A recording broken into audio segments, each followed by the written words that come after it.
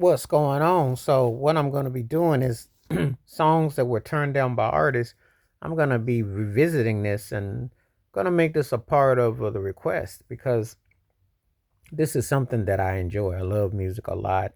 And it's interesting when I hear the interpretation, I hear the vocals, I can almost hear what it would have sounded like if someone had done it. So this is what we're going to do. And the first one I'm going to do is going to be Danger Zone by Kenny Loggins. Originally, the song was offered to Toto and to Corey Hart. Now, when you say Toto,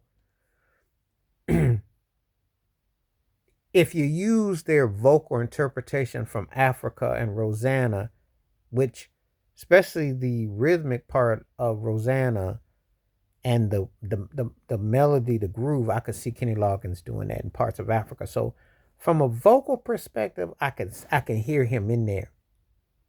That's about that. In the rhythmic groove that they start off with the early part of their career, I could. The rhythmic part. Danger Zone, though, for Toto, though, would have sounded kind of a bit out of place because they didn't quite. They did session work where the guitars were loud and bombastic, but their musicality wasn't like that per se. So I don't know if that would have necessarily worked with what they were doing in their groove. I don't know. So in hindsight, I think that that's the first one where I say, no, that wouldn't have probably have not hit. I think this is a fun game when you find out the originally sung and then you hear about artists and then you think, oh, okay, that was who that song was geared towards. Okay, interesting. But Toto, no, I don't think Toto's style would necessarily work with that. I just don't think it would have. Next up was Corey Hart. I wear my sunglasses at night.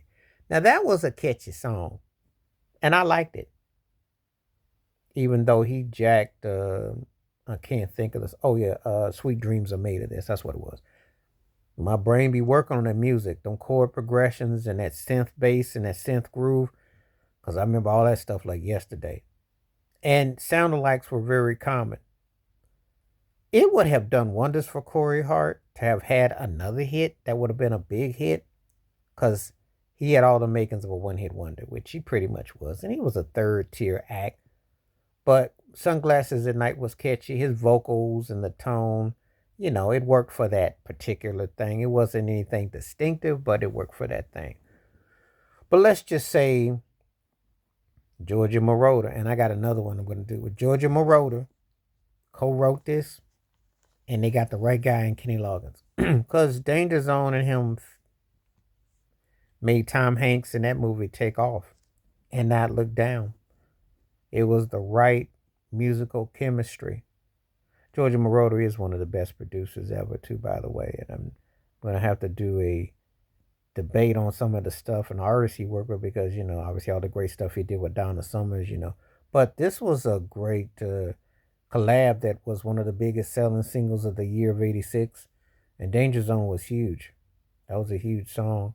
Kenny Loggins was what I call an impactful to your soundtrack, especially back in the '80s. He really had all the, obviously what did with Caddyshack, and he having a hit at the right time with movies and his voice. So this one, and I like Kenny Loggins. We're very good artists, but this one was good. Danger Zone was a big hit, and that's an interesting tidbit. He was the third on the list to get the song. So sometimes you hear songs and you never know who was meant for. Please like, subscribe, welcome thoughts, comments, and I do respond. Thank you. Wash your hands, keep your mind clear, watch out for another. Share it if you like and hit that membership because when you do requests like this come true, stay safe, stay blessed, stay woke, stay free. I'm out. Peace.